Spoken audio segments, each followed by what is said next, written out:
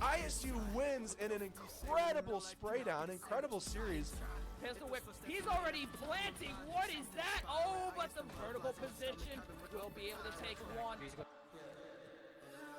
When I'm back on a climb, you're only with me in the back of my mind now. It's a cycle, it's a path I can't find. Sisyphus, premise is the ride. Good shot. Vulnerable, maybe it's my fate and it's all my fault and I know. Ooh, Kirito's also finding a kill. Kirito's got a double kill, there's one man left. And the Regents do it. The Regents do it, they take the game. And my prediction's right. I want to say it again. Say it again for chat. Say it again for Your chat. prediction was right, my bad. Yeah. And now this Menace is pushing down blue stairs, showing no signs of stopping. What? Nectar pick! Oh my gosh! What the heck, Survey? How did he get away with that? 3 won't be able to take one. Takes 2! Double kill. Now for a 1v1. The swing comes in, tries to go for a pre-fire, and the prone shot to take pencil. Stay away from the drop though, so don't. They only love me when I'm back on the climb. You're only with me in the back of my mind now. It's a cycle, it's a path I can't find. Sisyphus, premise is the ride. You think that you know me good? You think that you know me good? And they're already always advanced. Say how I fail, you know I stand. Raising the bar, I gotta expand. Top of the charts, I'm setting up camp. Pounding my stakes, I put on my tent. Shoot for the stars, they fall in my hand. Stick to my guns, I don't even flinch. Can push all you want, ain't moving an inch. I rarely miss, you know I'm relentless. Ain't got a choice, no way to prevent it. Just who I am, and I don't regret it. See what I want, and then I go get it. Follow my gut, I'm happy I did it. Beat all the odds. Hello, friends, and welcome back to another week of Midwest R6. Week number 7, the penultimate week of the regular season. I'm Sojourner Kai. I'm joined here by Arcade Pro Alex. Alex, how are you doing tonight? How do you feel about tonight's matches? I'm doing pretty good. I'm very hyped. It's been a minute since I've been around Collegiate R6, and I'm very excited personally. I'm excited to see what we got for tonight.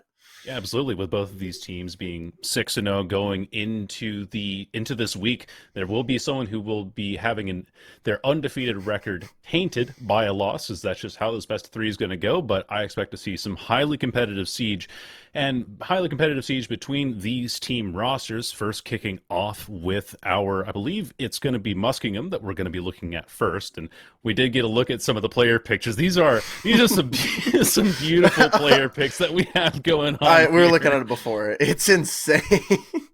It looks like Zmart's a little bit too young to be competing in this one, actually, if that's the actual player pick. We might have to double check him in for the player account here. But yeah, 116 kills for Zmart. Absolutely insane stat to be putting up across these past several weeks with a 60 siege player rating. Although across the board doing pretty decent, and I'm guessing that Bones at even just a slightly under 50 has been doing quite well, really. So that's what Muskingum's roster is looking like, with some absolutely out-of-pocket photos, but wonderful all the same. We'll take it into UC Patriots if you'd like to talk a little bit about them for us, Alex. Yeah, I'm so down. Let's take it over. Yeah, so again, glorious profile picture. Is it the same guy? It's the same guy. It's the same. Of course it is. We got the Avengers, and Insomniac, and both Insomniac and Budge kind of heading the team a little bit with 115 and 117 respectively. But honestly, really respectable siege player ratings all around. All of them keeping it even just a little bit above 50%, or Insomniac with a 57.26, very respectable. I respect it. It's crazy being able to keep that many kills, that high of a rating. Yeah, especially being that consistent over the last number of weeks. So this is going to be the clash of the Titans here in Division 4, if you will. And to further understand and contextualize how good of a clash this is, we're going to look at some head-to-head stats for these top players. There's those players we mentioned, Zmart and Insomniac, or is it Zmart? Is it Zedmart if you're Canadian? Who knows, really? But it's a 116 to 53 for Zmart and 115 to 70 for Insomniac. Both really high siege player ratings. The only slight difference being that Insomniac does fall slightly behind in survival rate, but that is also because of that higher death rate overall, 70 to 53, 17 difference. But an impactful player all the same, and a couple of players to watch in this head-to-head matchup. And of course, player over time. So earlier this year, it looks like Zmart's made a lot of improvement too. Whew. Going from a 61 siege player rating to a 71 over time. You did dip a little bit in the survival rating, but everything else is just screaming that this is far and away the star player, Alex. I mean, A just 3% drop is honestly not even that bad considering, like KDR just shooting up by a whopping 0.7. I'm speechless. Completely speechless.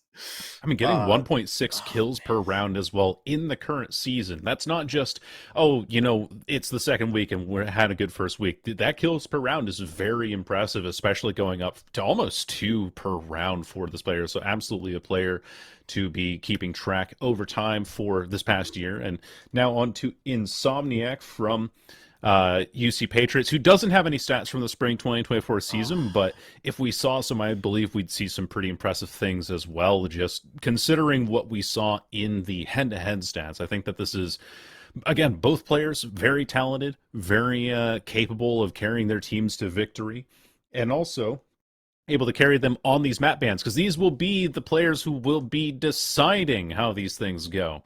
First off on Skyscraper, then Border, and then Bank. What are we feeling about these maps that we have laid out before us this evening? I'm loving it, honestly. Lair is a personal map that I hate the most, so seeing it banned, it makes me feel pretty good. Skyscraper's great. I love Skyscraper. It's a fun map, a lot to do with it, and it's something I've enjoyed for a long time, even though it's not a lot of people like it, but I'm personally a huge fan of it. Border, absolute classic. Same for Bank. Both maps that have seen a lot of play, a lot of good things over the years. They've changed, but have stayed very consistent in how enjoyable they are and how much they've seen competitive play. Very big fan. That they have, and it's strange to me as well. Normally, we would have a player to watch, and that stat would have been risen off of whatever we have in terms of their previous stats on these maps specifically. But neither team, despite being 6-0 in these last 6 weeks, have not put in any stats for Skyscraper. So we have no 0 idea rounds. what things are going to look like for this. And it's surprising because I think almost every single week that I have casted here at Midwest R6, I've casted 5 of the 7, I believe, or 4 of the 7. I have casted Skyscraper pretty consistently, and so seeing this totally different shift in the map meta is also a bit of a surprise, to say the least, because you would think it would show up a little bit more often. I have no clue, honestly. Like, with how much we've been seeing Skyscraper, I'm shocked they've gone, like, it'd be different if it was, like a week or two in. It's like, maybe they just aren't feeling it. But 6 weeks, 0 rounds played on Skyscraper. Not even like a quick 6-0 or like quick, knockout. Just complete 0 rounds. That is mind-boggling. Completely mind-boggling. That it is. And with that kind of little pre-match analysis and talking about the maps that we have going in here, we're going to also show you some of the top 5 clips from a couple of weeks ago. Don't go anywhere. We'll be right back.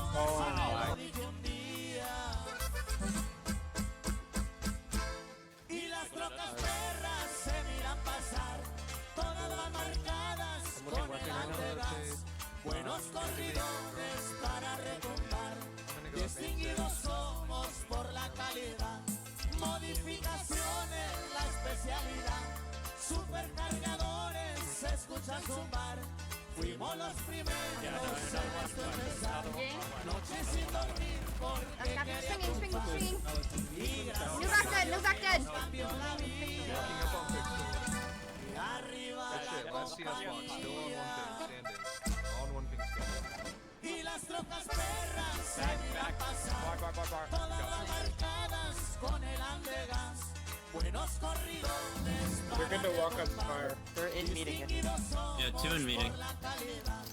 Long distance too. Nice. You're by yourself.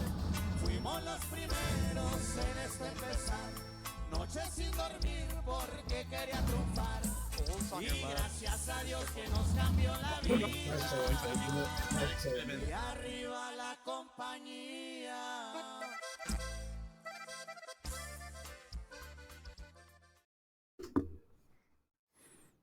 It's highly impressive clips, I gotta say, all around. And of course, if you want to submit your clips, you can do so to the Midwest R6. There's a Google form, I believe it's shared on Twitter and also in the Midwest R6 Discord to get your clips featured here on the pregame show. We love seeing some high quality sieges in those highlights as well. I'm a huge fan. I love seeing y'all just go insane. I love crack shooters. Favorite part of FPS games.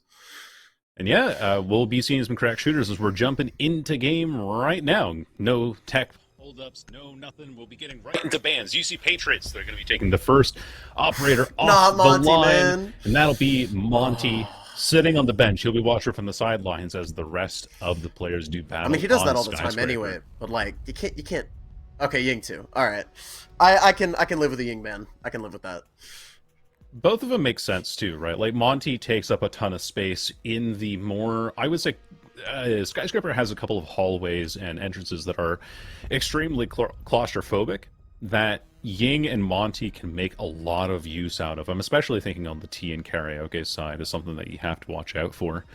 Azami also joins the ban list, an operator that, despite the several nerfs that she has received over time, will still be joining the bench. Vigil, the next one out. A bit of an unusual one, but people really don't like facing that boss G and getting sniped out in the early game. And also the intel denial is annoying to deal with. So there's a bunch of trade back going there. You know? It's just a gun, you know. It's boss G. It's crazy. I mean, we've been saying this for years, man. The gun's crazy. Totally not the crazy intel denial, right?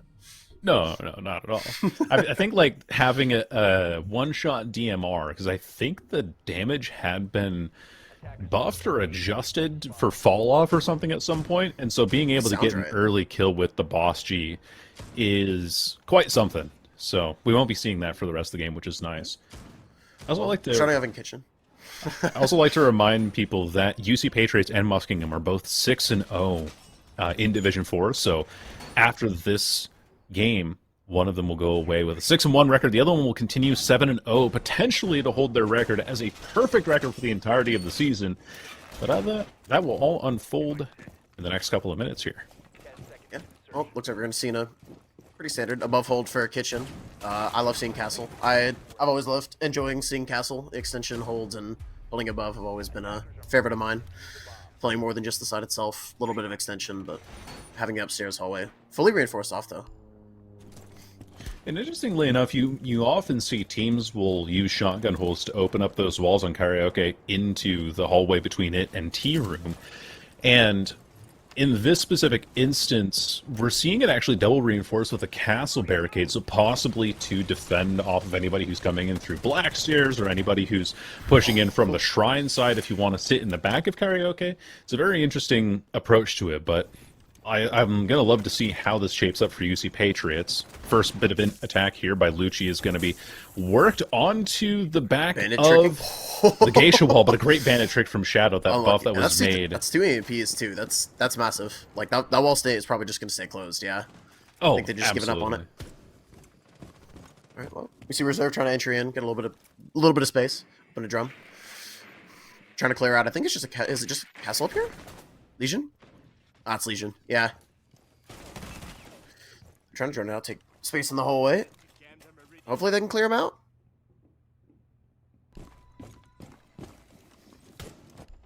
Reserve's taking more space. Over to Seymour just takes budget. I don't even know what that was. I think I want to say it was upstairs still. It was the castle that was playing upstairs that finally gets hunted out. It's just thanks to all the great drone work. Super has also been caught by a Zofia nade and has to walk back down the restaurant stairs and give up a little bit more ground. Muskingum making great headway here so far. Yeah, minute 40 in. They've I think completely taken upstairs. They're just looking for some vertical space to take. One player down. They're probably going to be opening up the floor pretty soon. Possibly, anyway. Oh, they're just opening at the outside wall. Get a bit more space. I respect that. But Shadow is just chilling. They just haven't cleared him out at all. He might get a pick here, honestly. It's 5v3. Nope, just dropped the hatch. All right. Find it back reserve. Picking up a pick on Supra. That's their stairs player dead. Taking space down the stairs. Cheese Curl may be looking for an entry here. Just holding space. All right. Both players partially aware of each other's position on the bottom of these black stairs. Looking into the barbecue site. Cheese Girl has actually made a lot of space, but they are not fully aware. God Construct actually, I think, was the one who got that knock from Sushi, actually. Unusual angle, but one that they were not at all prepared for. Oh, and he just gets shut down by Zmart again. Yep. Zmart's just cleaning him out right now. Yeah. And IQ isn't dead. Down, so it might just end up being a 5v2. 4v2 would still be in their favor, but last couple seconds, Insomniac's holding down. 5 seconds. Okay, Ace is planning. Looks like Kitchen. Zmart takes Shadow down. 4v1. Insomniac is currently stuck on black stairs. Maybe trying to make something done on the hatch upstairs. Just placing down a reaching charge. Just chilling, you know? Just getting shot at. All right, Cheese Girl finally gets put down. Insomniac's got 30 seconds to take this. He's surrounded on all sides. I have a feeling he won't be able to do this, but I don't know. With playing vertical, I don't know. Seems a bit risky. A wide flick on the player playing inside a kitchen, but Zmart's good for 2 on the round. Shuts him down. Oh, goodness. I mean, just well played. Amazing take, honestly. Like, I honestly wasn't entirely sure how long they were going to take on the upstairs clear, and then they just kind of got a couple random picks. UC was just chilling upstairs with a couple random players, and they just lost their lives. I don't know exactly how it happened, to be honest. I think what I understand happened there was that even though they were defending the upstairs portion above barbecue and kitchen and had all of that reinforced off to make sure that the entry wasn't quite as easy from black stairs, they did seem to have a crack in their armor over by Shrine and Terrace side. And so once Muskingum was able to take up those sides, you catch the players who are not expecting the off-rotate, who are being droned out by the great information work by Muskingum, and that's how you lose Budge early, right? And then Super gets caught on the restaurant stairs making a rotate down when there's already a player who's made their way into drum. And so you have this flood, really, of players who are encircling what's upstairs and making sure that the angles from up there are being held down, right? Like you're not in any risk of being shot through the floor because now you've taken care of the upstairs players, and then once you take care of the upstairs, you just work your way down because barbecue and kitchen kind of has places for players to hide, but really a lot of that defense is played on the second floor. Yeah. Looks like they're making full use of the second floor, extending into both museum and office with a bandit, I think. Just trying to hold down as much vertical space and like horizontal space as they can, just to hold that entire upstairs.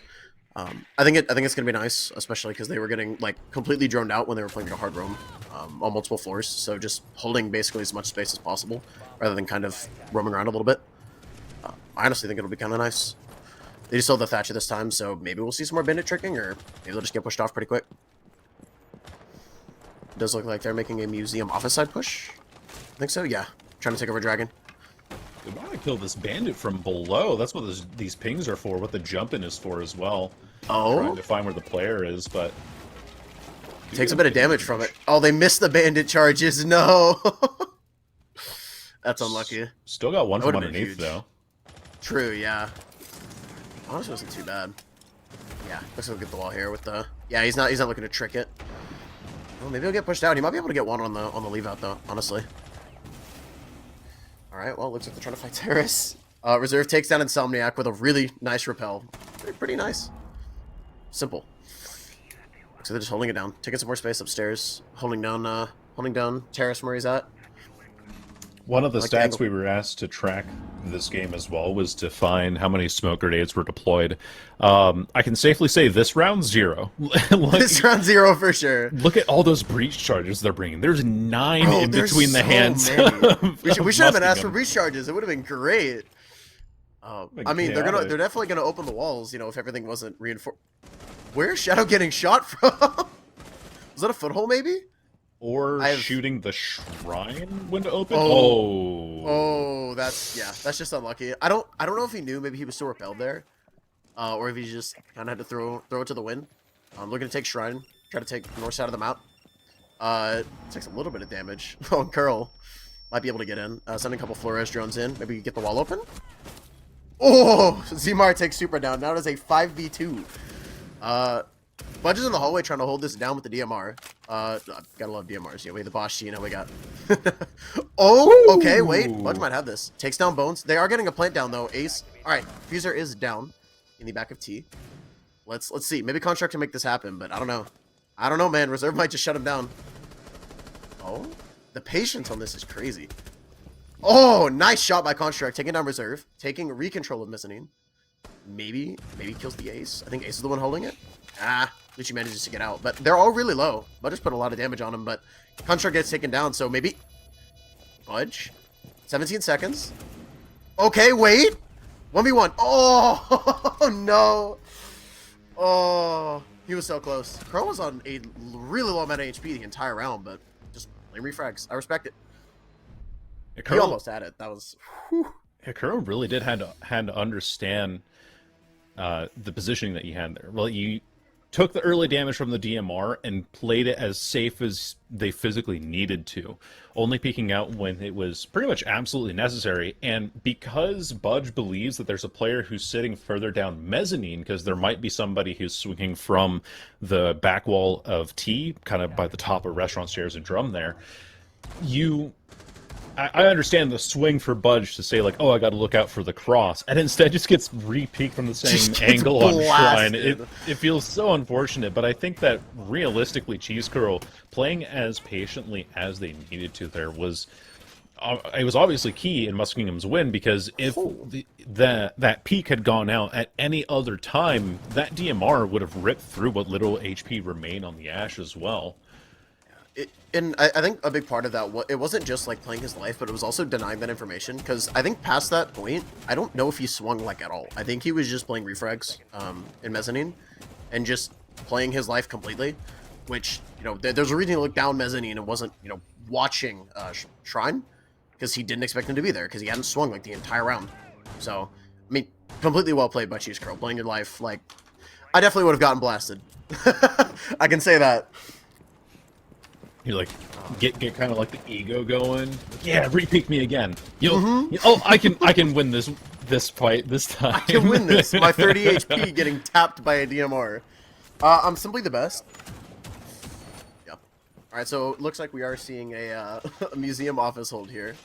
I guess I just plan to hold that space. Also, we still have, again, 3 sets of recharges. I think I thought I'd point that out. I guess that's cool. There's a lot of breach charges. There's so many. I feel like they just aren't getting enough value from it. Like, maybe they're just, like, playing really aggressive, and so they want to, like, make sure if one goes down, you've still got some. But I feel like maybe, I don't know, maybe the 3 breach charge sets isn't all that. Just thought, ooh, Reserve just shuts down Shadow. I want to say he was, might have been an office lounge. Oh, no, I think he was on the rappel. Oh no, not Reserve on the rappel again. Reserve was, so you know the wall that goes into Geisha that connects to Drum. Reserve was on that because it had been opened up by the breach charge and fires a long shot on somebody crossing in lounge. So it was still like a good shot, but that was still a good shot. Okay, I thought he was doing the rappel on the terrace about. I was about to lose it. Yeah, like Shadow gets caught there a second time. Nah. It's like, all right, buddy, GG's. All right, well. It seems like he's trying to hold down the lounge bar. Ooh! All right, Insomniac shot on once again. Budge gets taken down by Lucci, and I think they're just gonna try to take. They're just gonna try to take offense here. Walls opened up. Construct's fighting for his life. Maybe they haven't like completely pushed him down yet, but they're about to. I think they might be in. They're kind of just waiting. Kind of playing the time. All right, Construct shuts down Bones. All right, the start of a comeback. I can feel it. I can feel it in my bones. Not Bones, he's dead, but yeah, other Bones. Maybe super holding on the staircase, just holding on the breach. Construct maybe looking for one. Okay. Oh no. Okay, Cheese Curl on 3 HP. Nope. Reserve shuts down Construct. I was like, are we going to see a repeat? Same Curl on like 3 HP, kills 3, and then just gets Shadow when he turns. I mean, phenomenally played from Muskingum, but unlucky.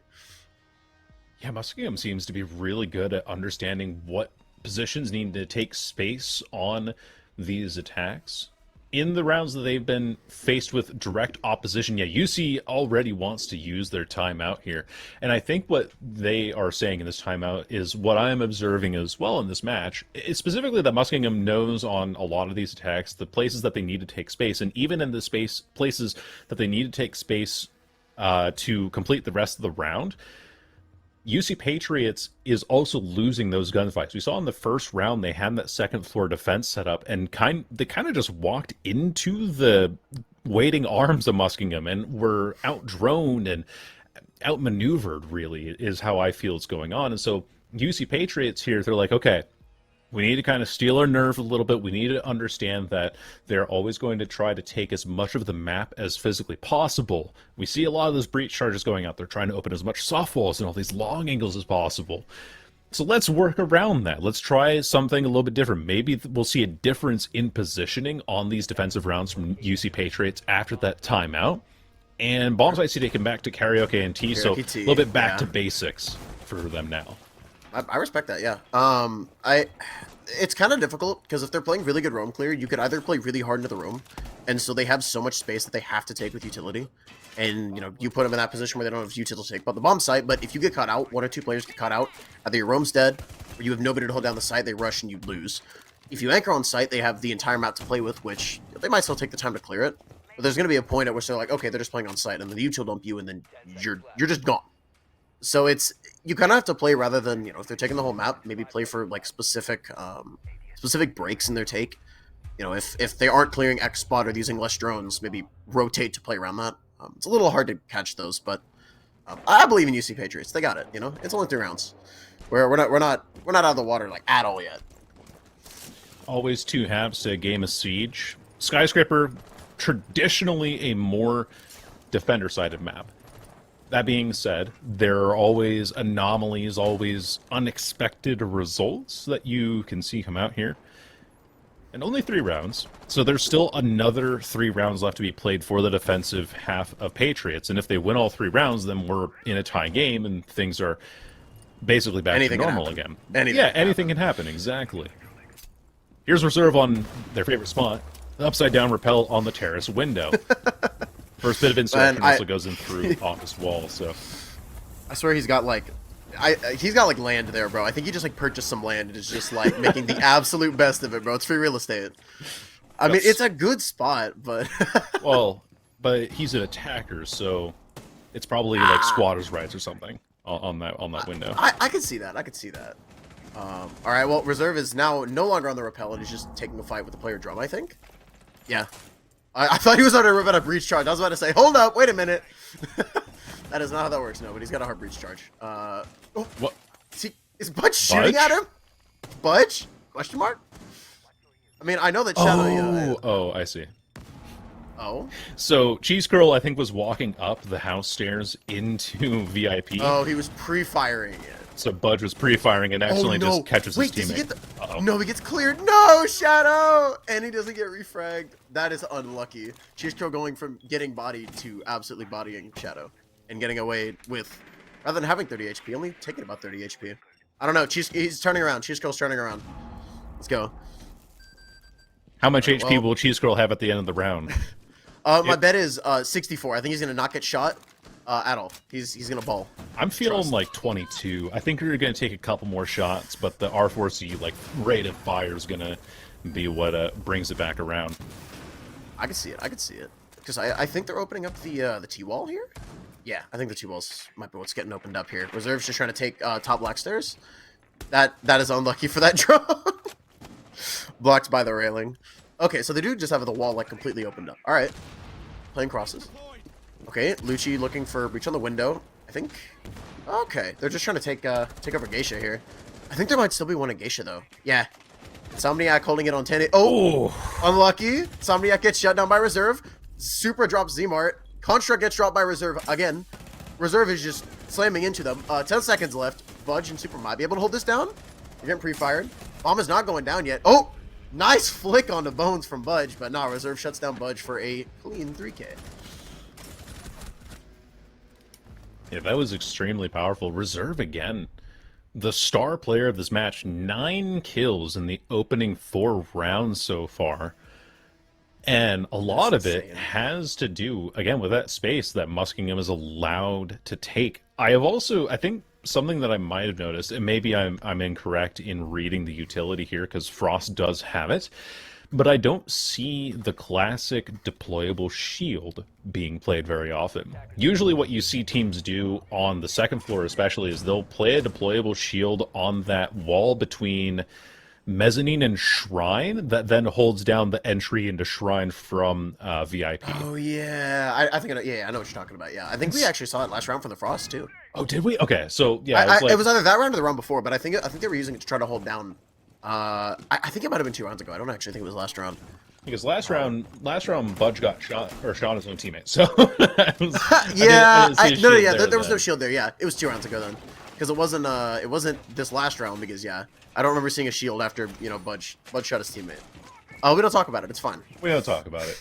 First floor defense again, by the way, 4-0 for the attack thus far. So hopefully, maybe we see more East heavy roam, like on VIP Museum Office. I think they were holding it just a little bit, but I think they got ran out so easily on the East side, and then they just got collapsed on, and they just had like full space. It was really powerful. It took so much. Okay, I think Budge is playing for a run out. Pause. He might be. I'm down. All right, so they are opening Office Museum. I want to say we have somebody playing in VIP. I think so. I think we have somebody playing in VIP right now. Oh, yep, it was Insomniac. No shield here. Makes sense. Yeah, top floor instead of basement. Okay. I just realized we only have 2 breach charges. Now we have flashes and EMPs. Utility game has changed. It's changed. The meta, the macro. It's changing before my eyes. But if only the micro. Maybe it's the utility change. Maybe Muskingum, the meta is to take 3 breach charges and they just win every attack. That's the meta I'm seeing. All right, Budge trying to hold down drum. Oh, he was able to kill Reserve, but he got knocked by, I want to say it was Bones. It might have been Bones. Oh wait, Insomniac picking Budge up. All right. Oh, Smart kills Construct and Insomniac from the repel. That's unlucky. Killed while healing your teammate. Unlucky. Oh. Curl is back down to 16 HP, not 22. You're 6 off. Unlucky. Oh. I mean, I think I got the right idea though. Like 16 HP. I mean, yeah. I mean, it's only like a 6-point difference. It's like close enough, Only 6 rounds and a half. 6 picks, put 6 points off. It's like 6 is the magic number, Of course. Maybe that's why the game is so demonic. Rainbow Spotting a pattern 6. Rainbow. Oh. Uh-oh. I'm spotting a pattern. I don't know if I like it. All right, so I think is Budge looking for a flank here? Potentially, but it's going to be really tough with the gridlock It's going to be tough. tracks. He might need to. Well, that's part of it. He might have to speed up too. 50 seconds on the round. 4v3. Oh, Bones gets shut down by Shadow. But honestly, with Curl as low as he is, and Shadow is still holding down Geisha. And never mind, I cursed it. Lucci takes down Budge and Shadow. So that's the flank and the topside anchor. I don't know. I think Super can do it, but with 30 seconds, they're going to be able to take it a little bit slower. It's not last 10 seconds. We might see another plant. I don't know. The walls aren't open. Oh, wow. Oh, that's a scope diff. That's truly a scope diff. I don't know what to say other than that. I mean, it was a good shot, but oh, that one's unlucky. You know what? It'll be fine. I think part of that intel also from Muskingum comes from the fact that they hear that Legion mine go off inside of Kitchen. And so they know that, of course, with the player being the last one remaining, you have to defend close to sight. You hear the sound indication of that Legion go off inside of Kitchen. And well, okay, he's over by delivery or kitchen side. You hold that long angle from barbecue. And if he crosses through the delivery wall or peeks the back of the counter like he did there, he just gets his head removed. 5-0 for Muskingum, a very, very strong performance starting off here on Skyscraper. A map that, may I remind you, neither of these teams have shown in their games they've been able to play, but Muskingum seem well and away the far more prepared team so far this evening. I think maybe I'm reading too much into it, but I wonder if it's like have they banned Skyscraper? Because if it's been their ban, I wonder if they've been waiting for a specific team. Like maybe they've been waiting. That I really doubt it, but honestly, I really can't put it past it because teams do really funky stuff. It's possible, honestly. Or it's possible that, like, because we're so late into the regular season, like, okay, now is the time that we can show Skyscraper. Yeah, that's just to like get it out of the way, but to also like the shield. You give them less to work with. Sorry. Shield. Oh my gosh, we have a shield spotted. It's the shield, and we're back to 3. Oh no, sorry, not 3 breach charges, 2 breach charges and 2 claymores. All right, we're seeing a change. I think that's the meta, you know. Make UC Patriots think you're gonna have 3 breach charges and hit them with a 2 and a claymore. Mind-boggling gameplay. Muskingum's also really liked this trio of Thatcher, Ace, and Zofia throughout a lot of their rounds. And honestly, I can't blame them. A lot of utility denial, easy ways to open walls, and now that Zoe, with this last patch, had hard breach charges added to her kit, she has seen a lot more play. And I'm wondering as well, you know, in a week from now, we have the Rainbow Six Montreal Major.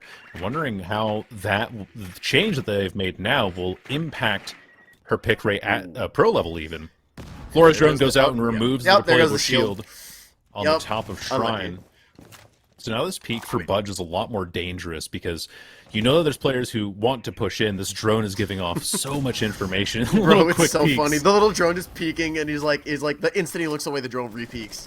Yeah, it's so funny. I mean, I love seeing Zofia. She's always been really good, but she's also just a lot of fun to see. Okay, wait, Reserve. I think you're trying to take drum here. Reserve just maybe running it in with the stuns on the drum guy. Okay, Luigi just takes that construct. That I like what I said, man. Just run a whole bunch of flashes, a whole bunch of stuns, knock him out of the park. That's just unlucky, honestly. I love that coordinated play though from Muskingum. I mean, they have the one player firing in the Zofia nades into the player sitting in drum, and then they jump in behind him on terrace to get the kill, knowing that there's nobody in terrace either. That's just good communication, great team play all around for Muskingum. Now they do lose one player in form of Zmart. Finally, Insomniac gets his run back. He got his run back. That he did. I respect it. Insomniac was promoted to dog. Oh! Ooh, cheese curl. Shot on the curl. Curl finally going down instead of just being alive, you know? Lucia's kind of low too. Honestly, I'm telling you, man, they're not out of this game yet. 5-1, it's reasonable. Don't worry about it. Oh! From Budge, taking down Bones with like a slight wallbang. The wall's been opened a little bit, so you know, a little bit of wallbang. Super taking down Lucci. And it is Reserve in a 1v4. If it's any time for Reserve to shine even brighter than he has, it's now. Will he do it? Or will he just nope. Nope. Budge just takes him down. He went from shooting his teammates to just clutching the round up, you know, keeping it simple. Budge makes it 3 on the round as well to grab that round win for UC Patriots. And the most important thing there is that Muskingum will not have their score reflect their current standings in the Division Force for Midwest R6. Give it one round, and it's about to represent the standings after this. You know, just give it one round. You're right. Someone's they're gonna win a 1. round and then get absolutely swept by Patriots. Just don't worry. Calling it now. They're gonna get the one attack round. They're gonna be like, or they're gonna get the one defense round. They're gonna be like, yeah, we got this, and then Patriots are just gonna like be like, oh, okay, we know what we need to do, and just sweep them off the map. Especially with that Demos. If Patriots wants to win this in regulation, by the way, they will have to pull off a perfect attacking half on Skyscraper, which I know a lot of you at home are probably wincing at the idea, because again, Skyscraper, not exactly the most conducive to attacking lineup. So we did see Muskingum take really great control of the map, and it's possible that maybe Muskingum's defense is also chock full of holes like a bunch of Swiss cheese. Seeing a similar setup as well, UC Patriots putting the bandit batteries over on the office walls, despite it being a T-room defense. Though. Yeah, interesting. I like seeing the Valkyrie. I like the information gain. You know, we see the Frost shield spotted. Shield spotted. But you know, I like the roam. I'm a huge fan of roams. Like Wamai Valk, like seeing those kinds of roams are really fun because it's there's util, but you know, it's not just a dump util, clear the roamer. Feels like you have to fight for that space. Valkyrie's information on this map is, I've always played her. Like if nobody's playing her, I'll play her so much on this map because she's so good. There's just random corners. That is an unlucky drone throw. That is unlucky. Sorry, buddy. Maybe we're not gonna see that repel that Reserve was doing the entire attack half. Maybe we finally get to, you know, see that not happen. Budge trying to take over Obvious Museum, or at least getting some shots in. Probably gonna go see the wall, see it's electrified, and then, yep. Unlucky.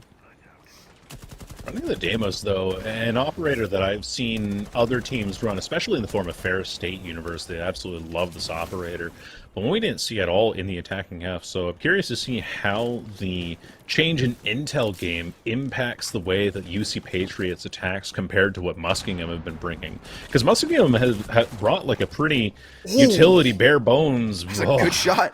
No more bones in the body of Supra. No. At least the cranium has been removed. Bones stole him. Bones stole him. Bones took the bones. Yeah, he took the bones. He's collecting. He's collecting for his collection.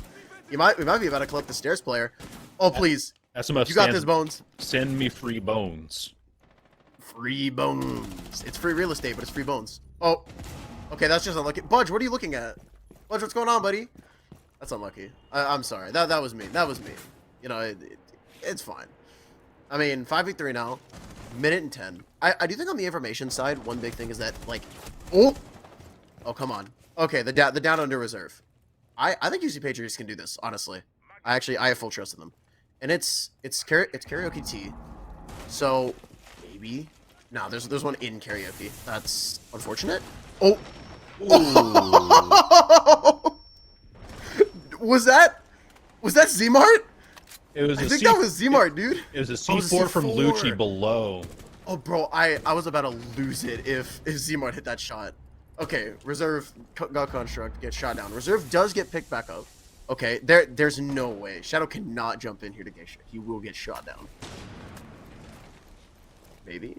It seems to be a pretty big difference in information gain. The fact that we haven't seen UC Patriots taking the main wall inside of Office, when they have the Thatcher, when they have the Ace available, instead decide to open up this wall going into Geisha without really knowing where the player is sitting inside a drum. And the flashbang isn't even in range, so Reserve can just kind of stare right through it. Whoa. Cut down Shadow for the 10th kill, not before getting shot down themselves. All right, come on. No, I was like, maybe he gets it. You know, 1 second, just line them all up. Headshot, Yeah. headshot, headshot. I mean, they would have had to have stood still for the last 10 seconds of the round for that to work. Never put unfortunately. anything past FPS players, man. That's all I gotta say. I have seen some wild things in my time. I have seen some wild things. But on the information side, I do think it's kind of important to note. One thing is that Muskingum really, I think it's shocking. They only really had the drones for information, right? Like, they had a little bit of information, but honestly, for the most part, it was just drones and some Zofia stuns. Other than that, it was mostly just playing good siege, like clearing out, using Zofia stuns, playing the repel on, oh goodness, on Terrace. There wasn't a lot of information, so like, you'll get the information for UC. Maybe the Deimos could make, maybe it'll make a comeback, maybe they'll switch onto the Deimos before the round starts, but I don't know. I think the information, like, it's important, but I don't know if that's what's, winning the rounds. I think a lot of it is honestly just Muskingum. They're just shooting. They're just shooting really good. Reserve is playing out of his mind. Z-Mart's backing him up. Like, it's pretty nice. It's working out pretty well. I mean, you're on match point. You're at 6-1. You're kind of speed running this, really. Sites over inside of Exhibition Office this time, so both second floor sites chosen. I love this cap can because to me so on one hand it shows like a respect for the enemy team, but it's also disrespect at the same time. Oh no! Speaking of disrespect, Crow, you can't do that. That is truly disrespectful. The cap can's one thing, you like respect them enough to think that they're gonna roam. You don't respect them. Oh, never mind. Shout out to refrag on a Z-Mart. How much you want to bet it was while he was putting up a cap can? I think they painted the cap can too, so I bet that was what it was. Looks like a run out that had happened. Oh, it might have been a run out. On That's delivery. possible, I guess. Unlucky. Back to a 4v4. Shadow's a little worse for wear. But I don't think it's too far out of reach here. Maybe we'll see it, but it's slightly disrespectful. You're like, they're not gonna check the cap cans, but then just got disrespected by a spawn peak. So I don't. They might just be disrespecting him completely here. I mean, they've been aiming, so I kind of respect that decision. I think there was a player interview that we had previously where it said, what was the key to your success in this game? And one of them said, "Oh, we shoot back." And Muskingum has absolutely been shooting back. Even when they were down in round number 5, they had lost the opening kill to Budge, I believe, and collected that for UC Patriots. And even then, Muskingum was like, all right, we're going to keep shooting back and keep doing what we do, and still were able to get that 5th round win for themselves. And now on match point, you really do have to wonder, even in a 4v4 here, even though you do have the castle barricades in the way, what does UC Patriots have to deal with it? Well, nothing. You're not running a sledge. You have the Thatcher there who's holding the L85, but now you have to go up and melee these castle barricades, find other angles of attack, and you're just severely slowed down by this utility. Bones does take a little bit of damage from the DMR. DMR spotted. DMR onto the wall. Sorry, I heard the DMR ringing out, and I thought for a second that Insomniac. It's ringing out, bro. His bones are ringing. Oh! Lucci takes down Insomniac. That is an insane angle, by the way. I think that, yeah, no, that is from Drum. Holy Jesus, it's Drum all the way to top karaoke stairs. Shadow shuts down Curl, by the way. Cook. That is an insane angle. Oh, Reserve takes down Shadow. All right, I don't know, man. Super, you got this. 2 and 6, my king. You got this. Take him down. 30 seconds. Tagged by the Legion Mine. Oh no. Reserve with those peaks. That is insane. Well played, honestly. Like, I don't even know what to say. Muskingum played some insane rounds. Like those, they were clean. They were really clean. They played off each other. The refrags were insane. Curl played his life a lot. Like I can give huge respects to that. Playing your life, it can be tough sometimes. You just want to like get in and kill people, but sit back a little bit. You make a lot of value. Yeah, despite everything in the stats showing that neither team had really any experience, Muskingum come out on top at the end of it, 7-1, a dominating first game, and most of those rounds won on the attack as well. So we'll just have to see how Border shapes up, a map that both teams are a little bit more comfortable on, but perhaps we'll see Muskingum close this one out rather quickly as well, but we won't know until we come back, so we'll go to a slight break before we get into that second map, and we'll be right back. See you guys after.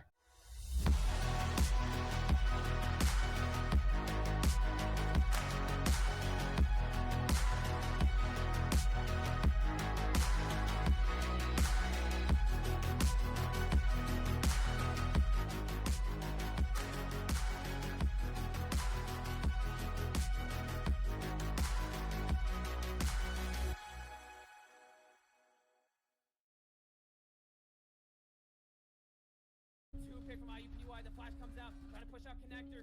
Oh, I'm sorry. And now it's looking like a 1v right there, waiting for the drop. Hey, go down. We'll see one.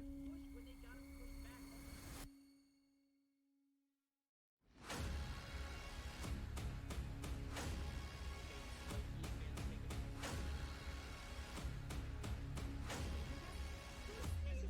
Gets another one. Gets another one.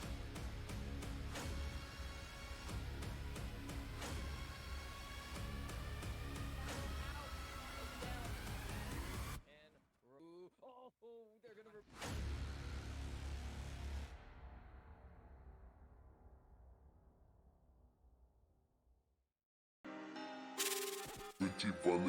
Beats.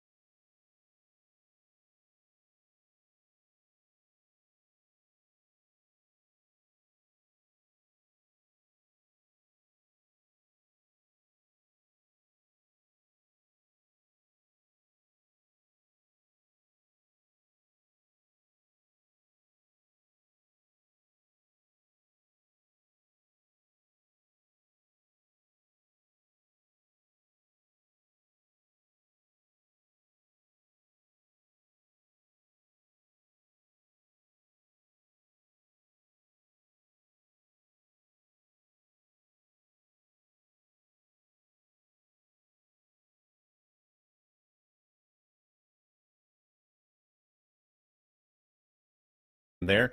And if you have just missed the first match between these two titans of Division 4, currently 6-0, Muskingum won Skyscraper in a dominating fashion, 7-1. UC Patriots pulling one round back to save themselves from the all-embarrassing 7-0. But now as we're going into Border, we do also have a player to watch because we actually have stats for this map available for you. And I believe it's going to be, it's going to be Reserve, who we saw have such a fantastic performance on Skyscraper last match. Wouldn't you agree, Alex? He was dominating. I wouldn't even consider it shooting back. I think he was forcing them to shoot back. It was the positioning, the aim. It was incredible. He played out of his mind. Yeah, I mean, siege player rating of 78 on Border specifically. That's what that KD is for. The times that Muskingum have played Border, Reserve absolutely shines. And we saw that from the aggressive play as well. 30 to 8 KD, 1.8 kills per, almost 1.9. Heck, if you want to round up by 0.12, it's almost 2 kills per round.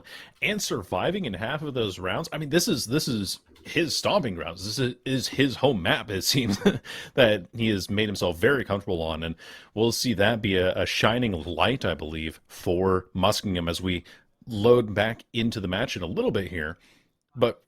But for now, talking about Skyscraper, right? We saw Muskingum run over UC Patriots. I mean, that's really what it was at the end of the day. A lot of the rounds felt that Muskingum were a couple of steps ahead, and I think that part of that had to do with how good their intel game was and how good their game plan was on trying to gain as much control of the map early, because when UC Patriots, it felt like they gave up too much of the map early, and Muskingum were very willing to take advantage of that, especially with a player that plays as aggressively as Reserve. But I don't know. Two different sets of eyes on every match for the casters. So what did you see in that match in Skyscraper? Yeah. I mean, I think that was a lot of what it was. I think it wasn't even just giving up space, but it was like Muskingum was clearing space really well. Like I think they had barely any information. Like maybe they had an extra, I think they had a Twitch at one point. So they had a little bit of extra information, but it wasn't like a Deimos. I think we saw Deimos once on Patriots attack. I think it was Patriot, yeah. We only saw it on Patriots. We didn't see raw information gain or really anything from Muskingum, but they just took space. They took fights well, they refragged, they cleared space incredibly well. The Zofia, I think, was key in that. Being able to hold down Terrace as much as she did. It was insane how Terrace was that impactful. Reserve was farming a little bit on Terrace. I respect it. Yeah, absolutely. It was between Reserve and Zmart as well, I think, had a very similar KD line at the end of the day and basically led Muskingum to their victories in a lot of those rounds. It was great heads-up play, really, from them at the end of the day. But I think, we're ready to jump into the match now. Production has given us the go-ahead, so we'll see just how these bands shape up for Border specifically. Maybe we'll see something a little bit different, because we usually do see the Monty and the Ying band out quite frequently. I think they're also good bands for Border, and I wouldn't be too surprised if we see anything different happen here. Now, Muskingum on defense. Border has been a map that fluctuates, really, I feel, in terms of its allegiances. I've seen it go 50-50, depending on the region that you're watching in Pro League as well. It can go slightly more attacker-favored. Defensive sided, maybe sometimes in some defender heavy metas, but it's really hard to say. For the first ban, though, Muskingum does take Monty off the board. There it is. Maybe we'll see a Monty game at some point. Maybe the gods will bless our players if maybe we get a third map and maybe Monty doesn't get banned. I think it's unlikely, but maybe. Flores going out instead. All right. Fair enough. I think Muskingum was making good use of that on their attacking side for Skyscraper, so maybe UC kind of wants to shut that down. I could see it, honestly. I think he's very, very strong, especially on this map with how many shields and a Warden ban. A Warden ban in the light of no Ying ban or Glaz ban, for that matter. I mean, Glaz is a little bit more unusual. Ying is definitely the one that stands out more as being missing from these attacking bans. But seeing the Warden go out as well makes me think that UC Patriots might have an idea of a Blitz Ying rush push, if that is something that they want to play around. Mira also taken off the board. Yep. A lot of intel on such a small map is something that can be the nail in the coffin for a lot of these teams. So solid bans all around. The Flores I understand too, because when you have a lot of the sites set up on border, a lot of the pieces of utility that you have are usually done on doorways that are close to the entrances of the map.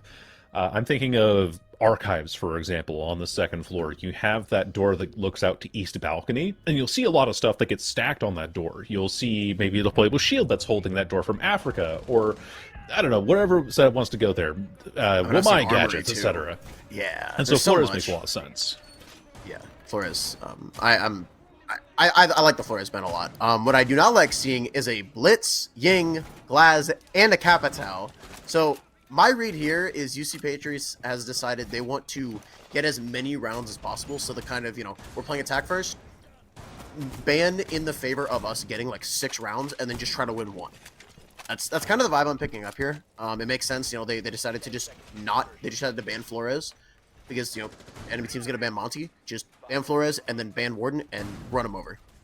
With how much utility they have, I also expect to see a lot of smokes. We do see 3 sets of smokes. That we do. Oh, and man, also Capitao. So and also the Cap. you Oh, have 2 man. smoke bolts to go with it. Jeez, that's insane. I am both afraid and also excited to see the. Well, I guess to not see, I guess is the better way to put it. Nobody will be seeing anything, and we will be seeing a lack of seeing, something like that. Here's an interesting tidbit for you as well. 1 C4 for Bones, no trap operators, so there's nothing really going out to prevent this push from going through fully.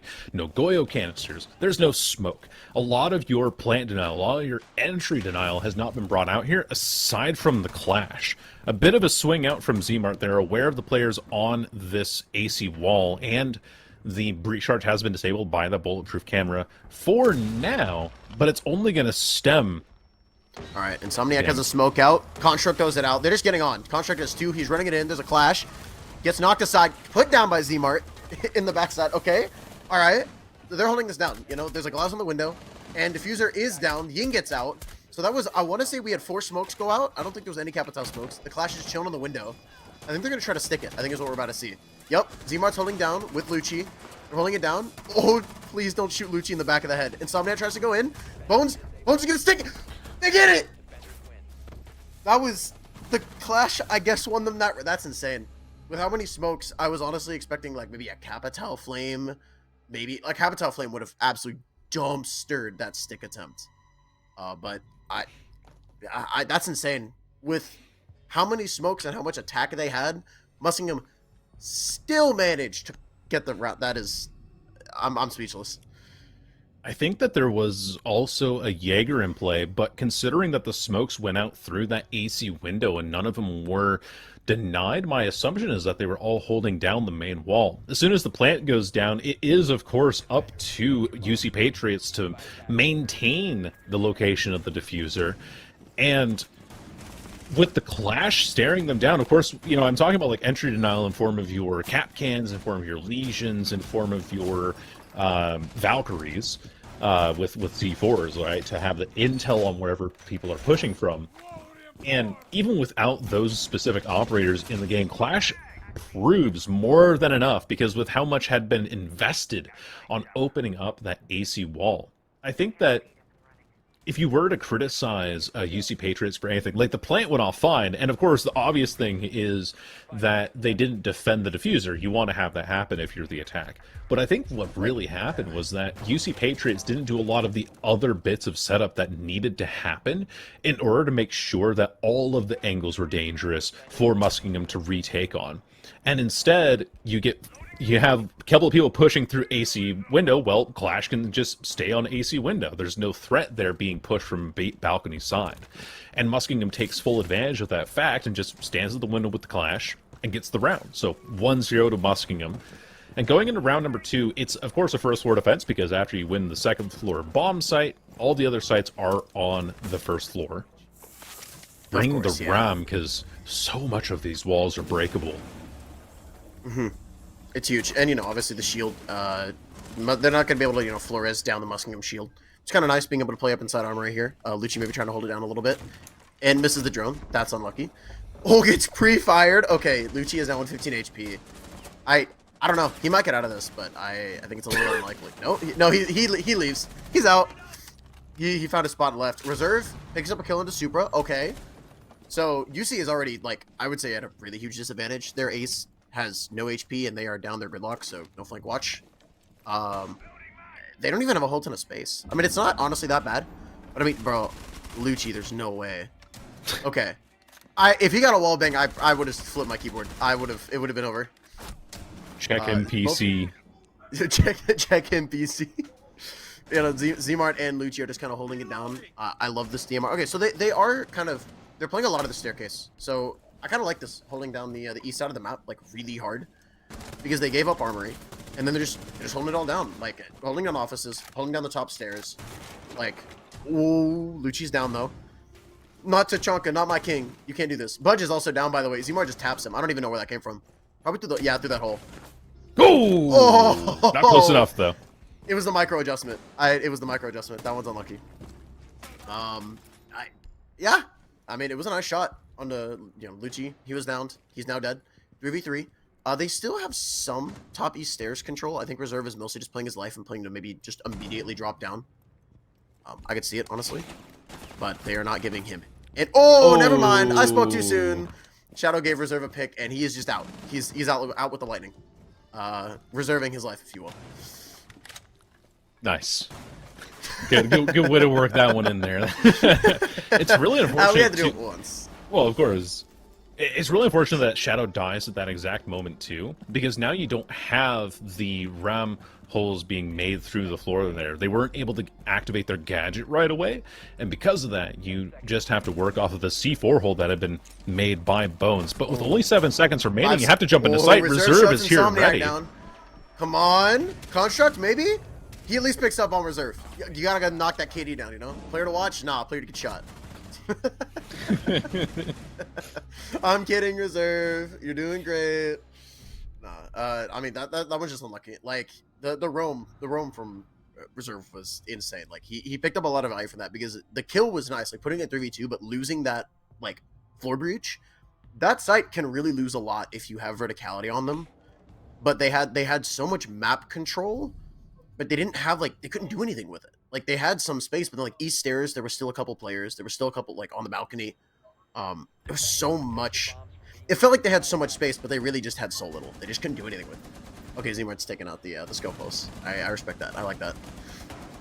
Scopos has been proven to be a very effective roaming operator, and on a map, again, that is as small as Border, you have...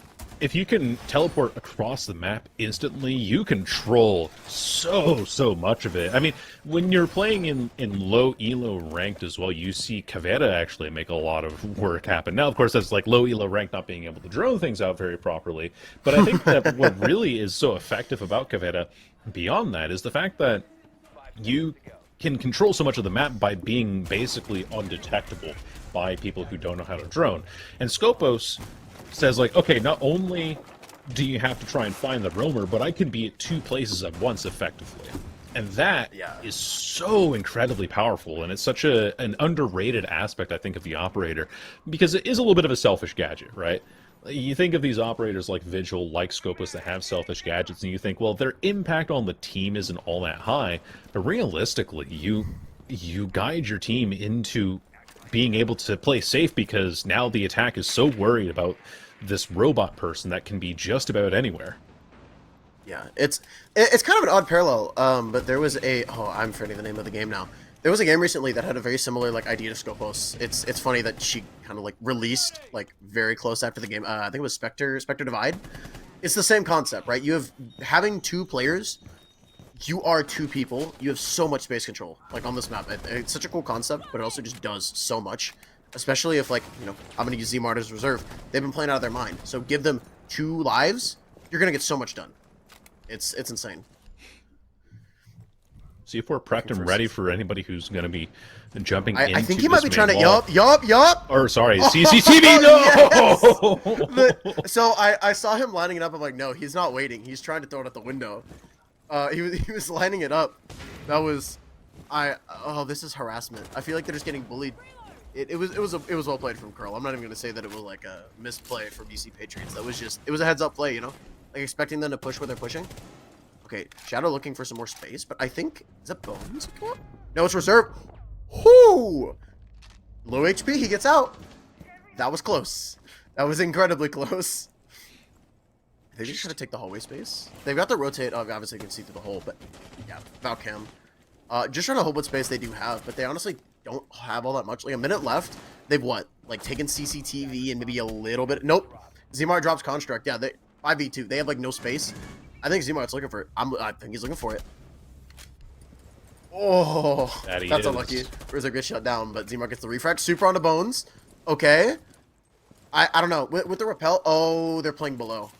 I think that's Curl playing below looking for a kill. There's one on top too. I think it's Lucci. No, that's Zmart. That's Zmart. Okay. So Zmart's playing up top in the CC. Cheese Curl's watching his jump in. Oh, he gets shot. Okay, he kills the shielded. Unlucky, but you know, Zmart gets out alive. So I think it's worth it. Like, you force him to clear it. He takes some space. 20 seconds. I don't think Super is gonna be able to take any space. Oh my gosh, the floor is just opened up. I don't know what to say. Like, he's got 10 seconds. No space. Just run it down the hallway. Maybe pick up a couple kills. Oh, and Zmart just has the better line. I think that was 3 for Zmart, right? 3 or 4?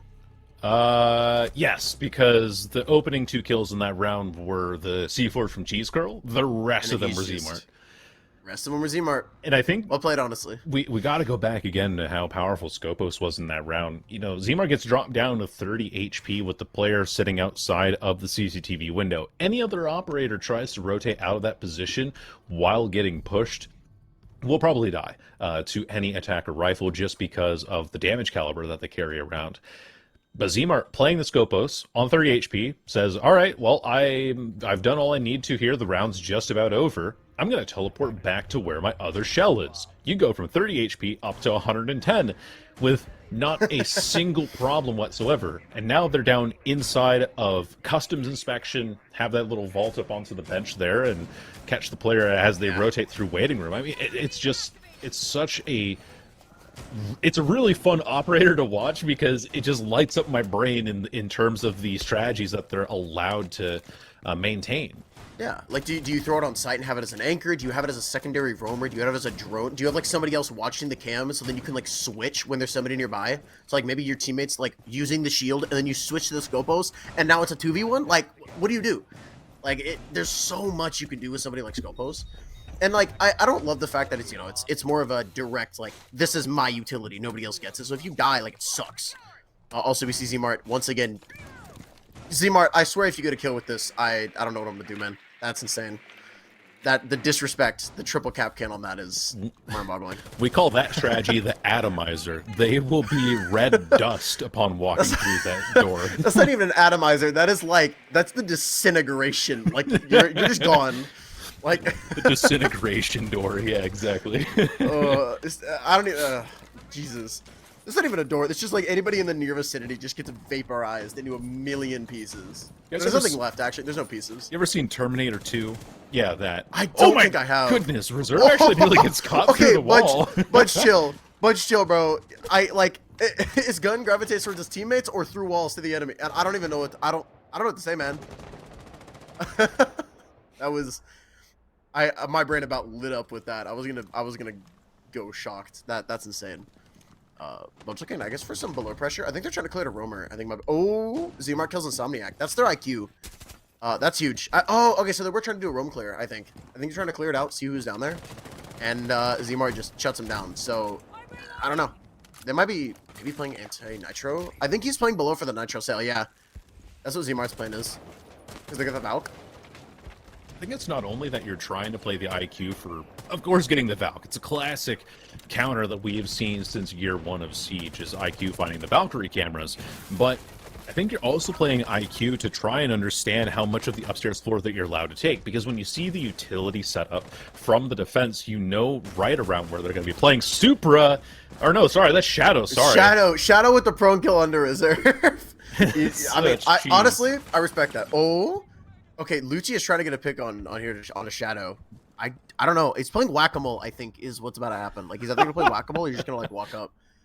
Looking for the Gumite. Bro, they're just holding each other down. It's like bounced off the wall. I don't know if that Gumon's gonna do anything, but it looked cool. The Bounce it off the wall. insane thing to me is, like, look at how much time is left in the timer. Only 40 seconds here, and UC Patriots really haven't gotten this to the wall. Shadow's patience eventually pays off, but there's only 30 seconds left in the round. They need to rotate. They need to rotate, like, immediately to armor if they can. Budge, I think, is trying to take the stairs. Nope. Oh, Z-Mart and Cheese Curl just deny. Okay, Super gets the refrag. Okay, so 20 seconds. I think they're trying to clear at Fountain, right? If you kill this guy Fountain, maybe you can go on to A-Site. Like, maybe you can just take it. Oh, no! Construct. Bones adds to his collection. Okay, he gets a pick. 10 seconds. Whoa, Supra with the Supra! clutch! Let's go! Dude, that's insane! I guess they can't refrag them all, right? What an insane 180 from Supra to clutch the round out there. The cross wasn't being held because, well, obviously the first player you know what? was swinging from exactly Fountain. You expect there to be another one on main wall, but the rotate is just slightly too late and gives Supra enough time to use the rest of the mouse pad to win the round for Just UC Patriots. Yeah. I think I figured it out. Cheese Curl wasn't on low HP, so he couldn't get the refrag. That's what it was. Low HP refrag. It's his genius. That's what it was. So what he should have done was gotten Budge to shoot. It's genius play, you know. That was incredible though. Like all kidding aside, that was an incredible clutch from Super. 10 seconds left. He knows where one guy is, and he just puts full in the mouse. Just shoot him. Shoot back. They're shooting back. They went around easy. Super with the clutch. I'm well done. Well played. I'm glad that we also get UC Patriots gets their first round back before the half is ending. Like the last on Skyscraper, they got their one round on the final round of defense that they played, and now they've actually got one back on the fourth round of attack that they're playing here on Border. So the worst that they can do now is 5-1, which was the same record that they had on Skyscraper before. A big run out from the fact that it was Cheese a Curl. blitz construct, you lucky. You lucky son of a gun. Oh, that's insane. No, it was actually planned. UC Patriots is actually playing 5D chess. That's why they picked the shield, just to beat that run out. Yeah, exactly. Not this So I guess- strategy, though. I mean, look at, again, all the smokes, all the blitz, the glass, the ying. Thatcher to deny the clash in case there is one. There is not this time.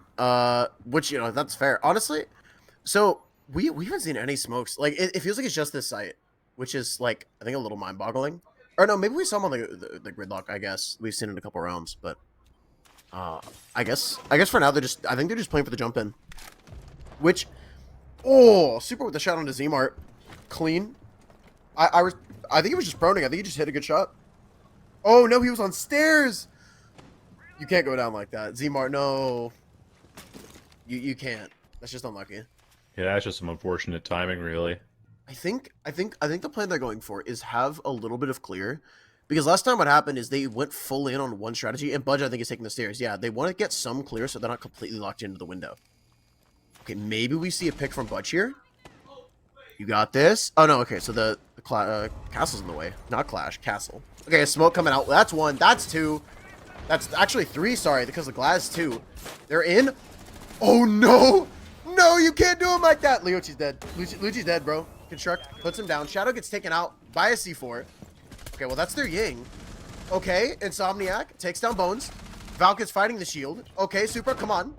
Super gets planted down. Construct fighting. Budge takes on reserve. Curl drops Construct. Bomb is down. Curl is fighting alone in a 1v3 with a Deeg. Bomb's down.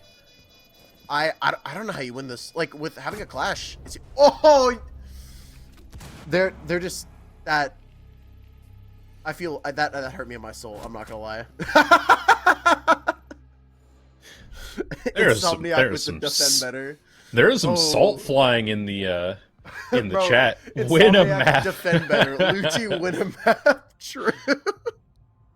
I mean, Zmart started it off by saying boring in the chat. Boring. These players defend better. are Oh my God. are heated. They are feeling it. I mean, UC Patriots obviously want to win this back because they want to win the whole series if they can.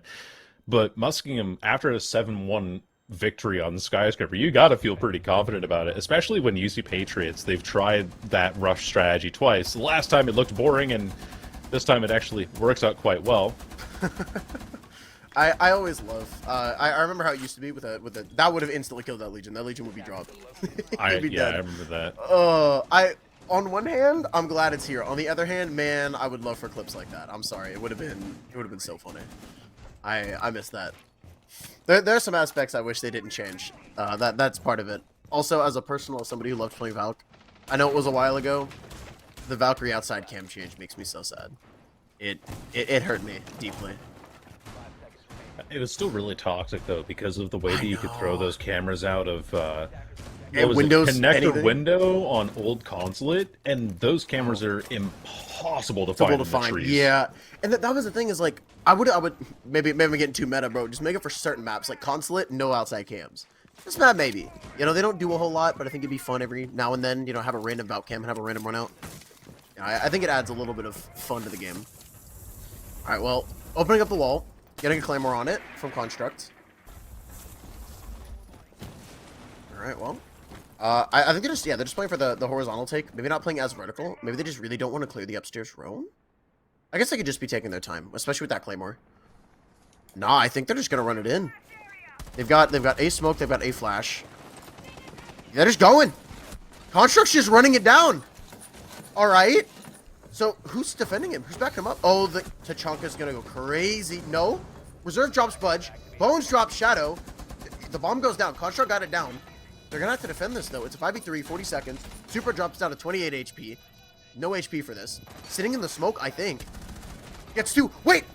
Super on Construct, they defend it. They were not expecting Super in that corner. Okay. I think some... Oh, Z-Mart's looking for the run out, but no. He gets a pre-fire to Insomniac. Reserve drops Construct. So Super is now in a 1v3. The prone... it works. Trust the prone... Oh, no. I don't think he gets... No, he's tucked in the corner. He's tucked... Oh, no! Bones with the shotgun.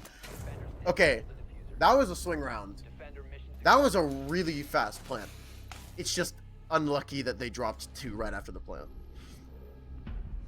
They did pull it back, Supra and God Construct, making it an even 3-3 in that diffusing, or after they had planted the diffuser.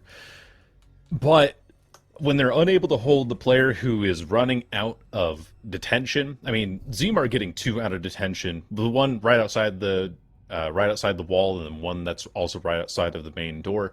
Even if you have somebody that's holding that long angle with the gridlock, you're kind of out of luck when it comes to that plant in that specific corner, because you can't catch the hitbox of the castle. You're not running nades on the gridlock, so you can't force anyone off of it, which, yes, gridlock does have frag grenades, but teams choose to not bring it because frag grenades aren't exactly conducive to a playstyle. We're seeing a Mozzie here, too, for UC Patriots. I've not seen...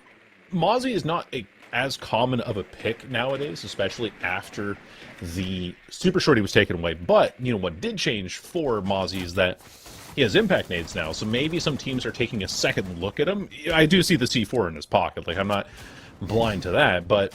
I think the impact nades might have made teams be like, oh yeah, right, Mozzie's a operator that exists still.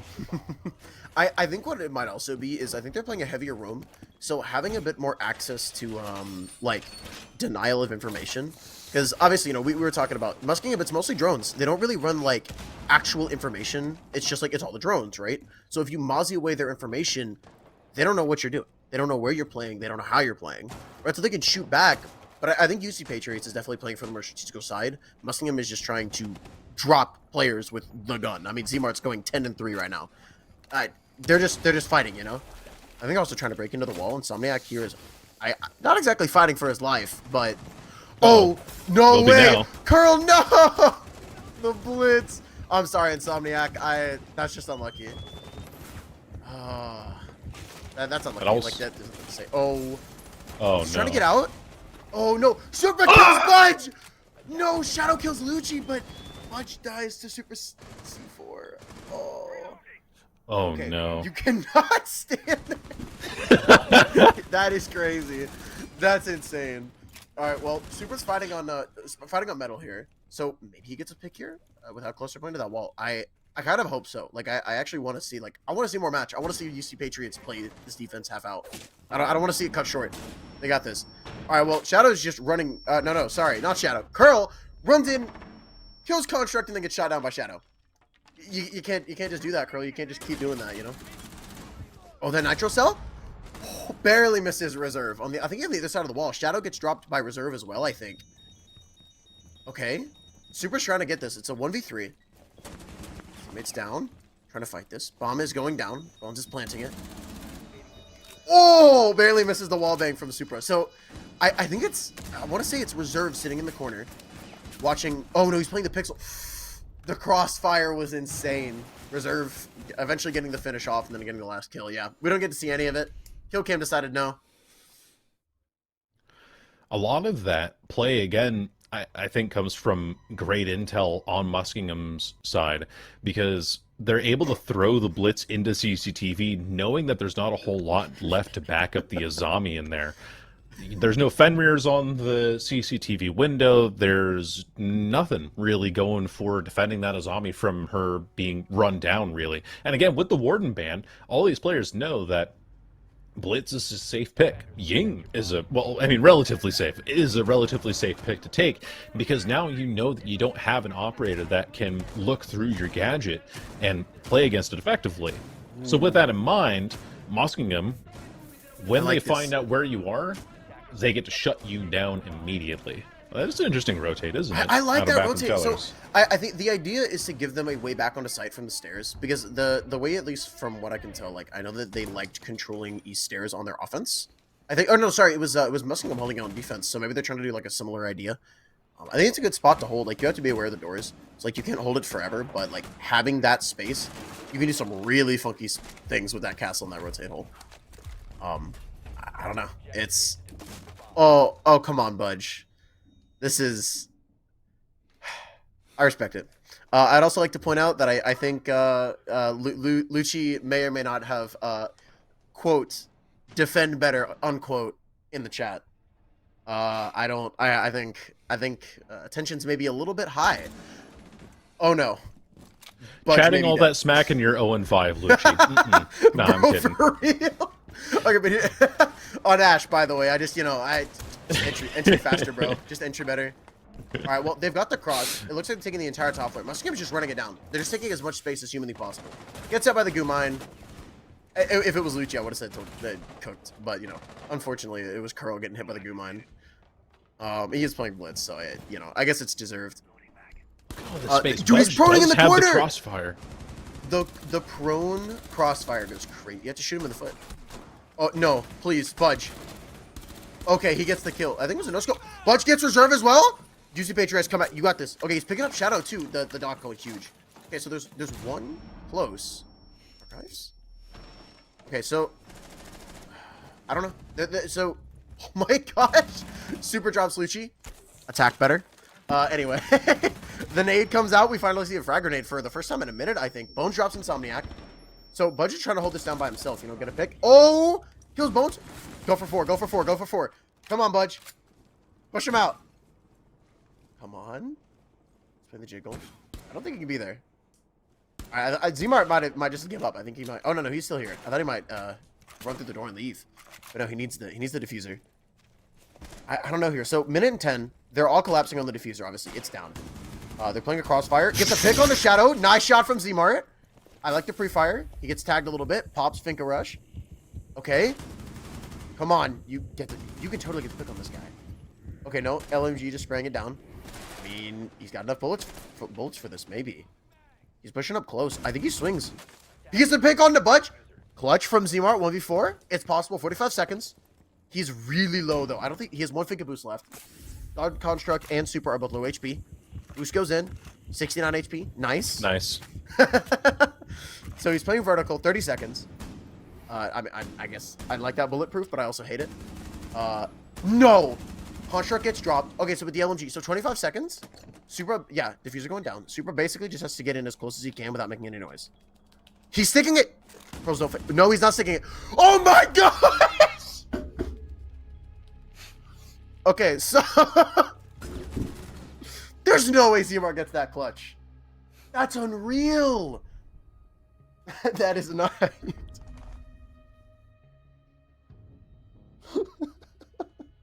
I am shocked. Just got speechless.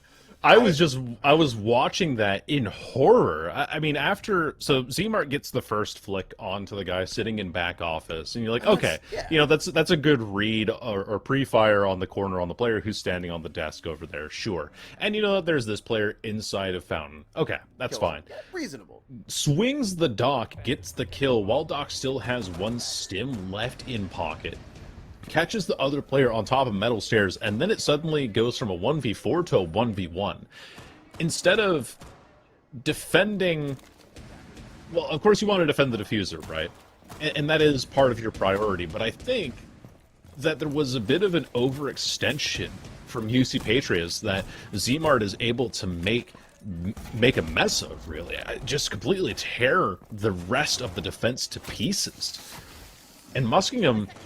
Instead of this being a 5-3 match for UC Patriots is only 2 rounds down, Muskingum are now facing down match point yet again, this time on attack on border, the final defensive round potentially for UC Patriots, depending on how things unfold.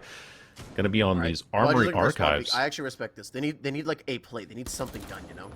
Oh, spotted. He prunes away. Are they gonna run him down? No. I think they're gonna try to run him down. I mean, I know Budge, you can't be doing that, bud. No. Okay, so Crow drops Budge. That's huge. That Doc has been, like, I feel, like, so impactful in these rounds. Like, just the fact that he's just pulling down so much in those heals. Like, it actually has been doing a ton. Seeing him drop that early is rough. First 30 seconds, that's unlucky. With how much utility they have, like, I don't know. I feel like they just can take all the space they need. Shadow drops down, playing his life. I respect that. You need your players alive for this. The corner is cleared out. I think, yeah, they're just looking to, like, take control, take Fountain, just get on A side, maybe just get a pretty standard plant. Carl's watching their back. He's 50 HP. He's gonna clutch. Don't worry. He's gonna do something insane. You gotta believe it. Walking down the back of main stairs, Zmart actually catches a player rotating in through lobby while pushing in through waiting room. So Shadow, the next one down, an operator you do not want to go down at least this early in the round because that utility gets stronger as the round goes on. Lucci walks into a goo mine, but will pull it out before it does any more damage. Oh, Zmart spotted, no. but he is just a demon. 16-3 inside of 8 rounds. Well, 9 rounds now. And Lucci drops Contra. I'm still waiting for the okay, so Lucci is sticking the plant. I think he's just gonna stick it from the hallway. Okay, White gets one, Insomniac. Insomniac. No. I think that was 2, 3. I mean, I don't know. Godly showing from Zmart.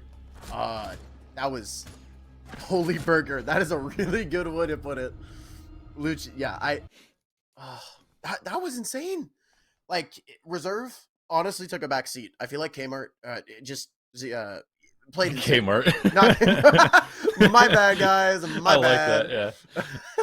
But he took him down. Like, 16-3. I think he did 16-3. 16-4. 16-4. Oh, he died. Oh no. Anyway, his like 5 KD turned into a 4 KD. Oh no. What an unfortunate circumstance. But no, he played player, insane. honestly. Washed. Defend better, guys. No. That was insane. Like, it felt again like it was just like it was out aimed. They refrags were a huge part of it. It felt like they were playing each other's lives. They were playing together. Like, even when Diffuser went down, it felt like they would just swing as a team and just get a kill. I mean, even at the last second where it was literally a 4v1, they're like, no, we're not going to give him once. There's like 2 or 3 dudes swinging him and he's dead. You can't do anything about it. Yeah, a lot of aggression really I felt was the name of Muskingum. As soon as I feel that the difference between the plays of both of these teams here, and the one that really made the difference, was the fact that Muskingum plays a much more proactive style instead of reactive. They see that something is going to be going their way, and so they want to jump in and make action on that immediately. I mean, we saw that one of the opening rounds with the player playing a zombie inside of CCTV. Muskingum spots him out, and they're like, okay, well, let's go jump in with the Ying. Let's go jump in with the Blitz, because there's nothing else defending this here. Make a good opportunity out of what we are what we're faced with right now, with the information that we're faced with.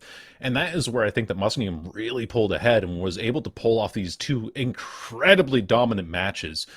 So for those of you who also missed both the games, it was 7-1 on Skyscraper in favor of Muskingum. 5 of those rounds had won on the attack, and on Border it was 7-2.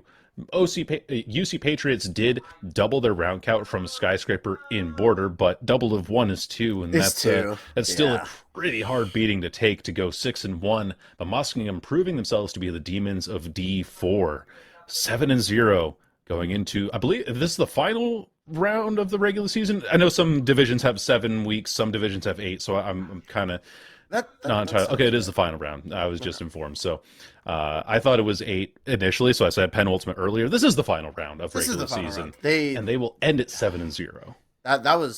It was an impressive showing. Like it wasn't one of those games where it's like, they really showed like all these complex. It felt like they ran it down. They played good siege, like good fundamentals. Like their strategies were really good, but they just played together. They out aimed. They predicted where their opponents were. They didn't even need a ton of information. Like I think we didn't really see a whole lot of information, like raw information operators. It was mostly just like good drones. Zofia, especially on Skyscraper, was huge. Just a lot of really strong utility, but they didn't need the information. They just played together. They took what they could and just absolutely washed UC Patriot out of whatever they're trying to do, or prevented them from pushing in, depending on which half. Yeah, and another stat that I'd like to bring up from that map of Border, if I'm reading my notes correctly, on the defensive half for Muskingum, they had the opening pick every single round. Every single round. All 6 rounds. On their attacking half, they had the opening pick on 2 of the 3 rounds that were played on attack. So out of the 9 rounds, Muskingum were getting that opening pick, getting their players in where they needed. And even if like Zmart went 16-4, I mean that's 16 kills across 9 rounds. This wasn't like, it was a 14-round game, 8-6, and that is what ended up pulling us ahead it was like the kind of decision maker across the entire map. It was like, no, it was 16 rounds in a very short manner. Well, that all being said, though, we're going to go ahead and take a slight break before we come back for a player interview. Don't go anywhere. Don't go anywhere.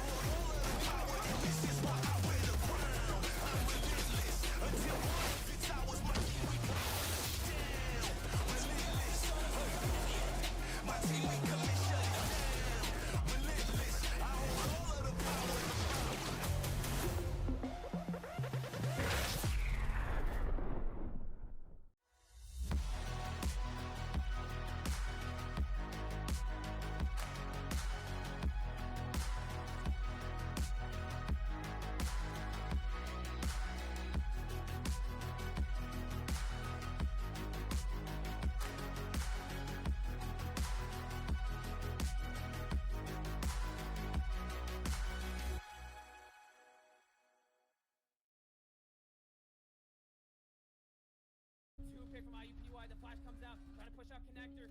I'm sorry. And now it's looking like a 1v right there, waiting for the drop. It go down. We'll see one. Push when they gotta push back.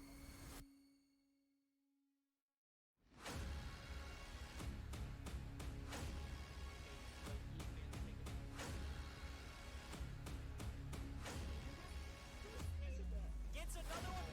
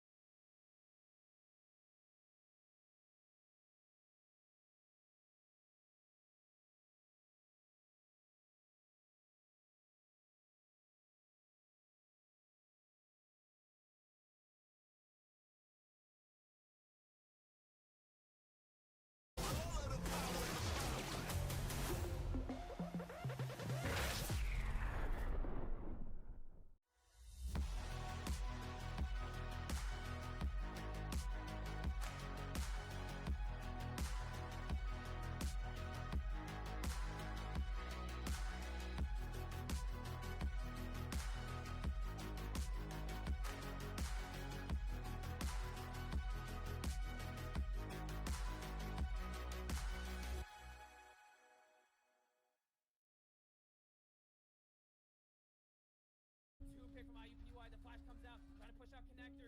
Oh, I'm sorry. And now it's looking like a 1v right there, waiting for the drop. It go down. We'll see one. Push when they gotta push back.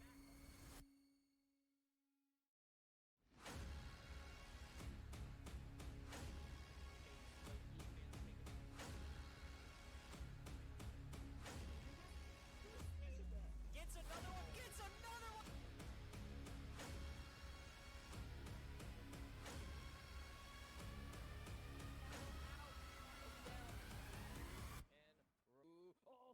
They're gonna.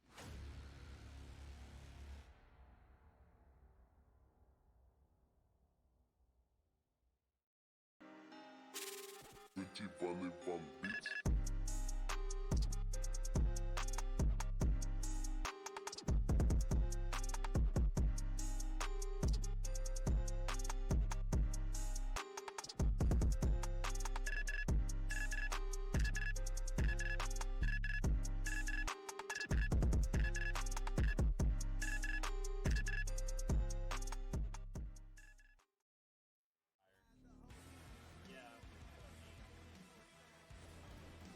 But I feel weird because like in an eight, I want to go fast. This game is going down, down, down.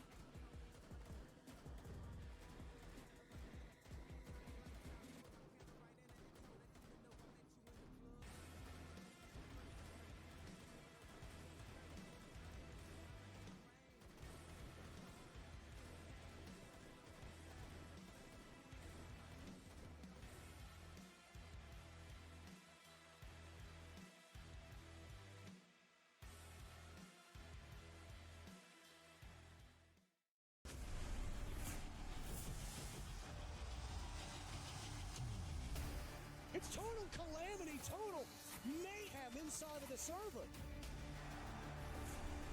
Out of nowhere, they find their round back into their favor. Holding up for the plunder wave!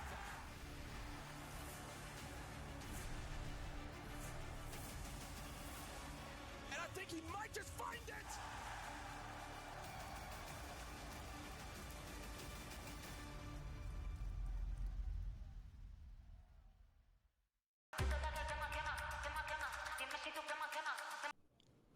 Welcome back, friends, to the Midwest R6 broadcast. I'm Sojourner Kai, here joined by Arcade Pro Alex, and of course, on the line we have the border one-kill wonder of Lucci from the victory of a very domineering victory, 2-0 over UC Patriots. Congratulations. You guys must be feeling incredible going into playoffs 7-0, right?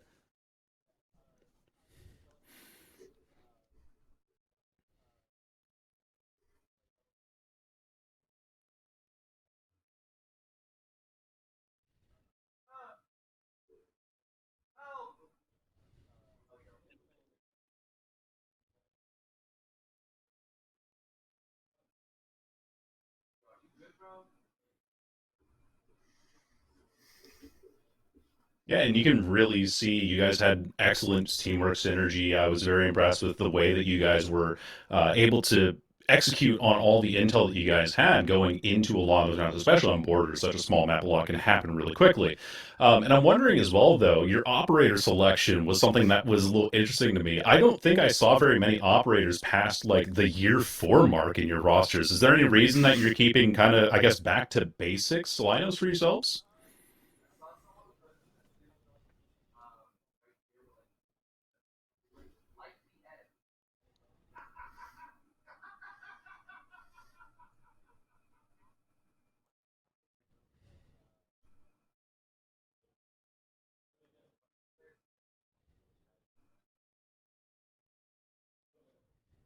I like it, keeping it simple. And Alex, you also had some questions for Luch this evening too, right? Yeah, so kind of an extension of the operator pool. We kind of noticed that there wasn't a lot of like hard information, but you guys seemed to like. It felt like you knew where they were the entire time. I was kind of curious, like how lacking direct information other than drones. Like you lacked that. How was that for y'all?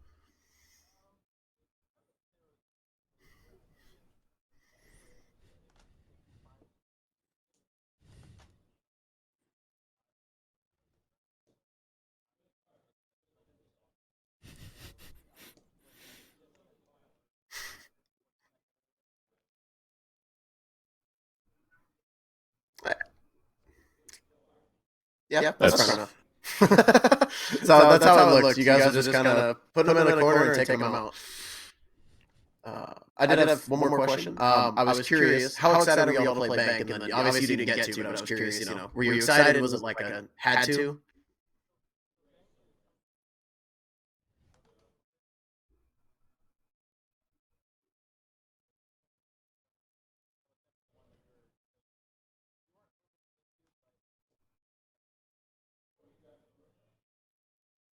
Fair enough. I personally would love to see it. I don't know about Kai. Wrap it up whenever. Yeah, I would have had a lot of fun seeing Bank myself. But you know what? Congrats on the 2-0 win, and also like in 7-1, 7-2, you guys have absolutely made a statement here for D4, and it'll be really exciting to see you guys in the playoffs when we come back to broadcasting here on Midwest R6. But that's going to be it from us for this week. We'll catch you guys in another time. Thank you so much, Luch, as well, for joining us for the post-match interview. And yeah, I've got nothing else to say. Would you like to sign us off tonight, Alex? Very much so. It's been an incredible 7 weeks. I'm curious to see what everyone pulls out. Obviously, we haven't gotten to see Bank from from them yet, so maybe we'll see it in playoffs. I'm excited to see what we've got with playoffs. So, maybe we'll see more drops from Zmart and Reserve, or maybe we'll see Luch. He won't be the one kill wonder anymore. We'll see him absolutely pop off. It has been a pleasure.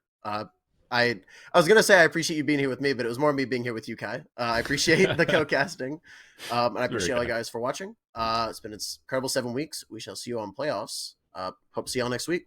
It's been a pleasure. Good night.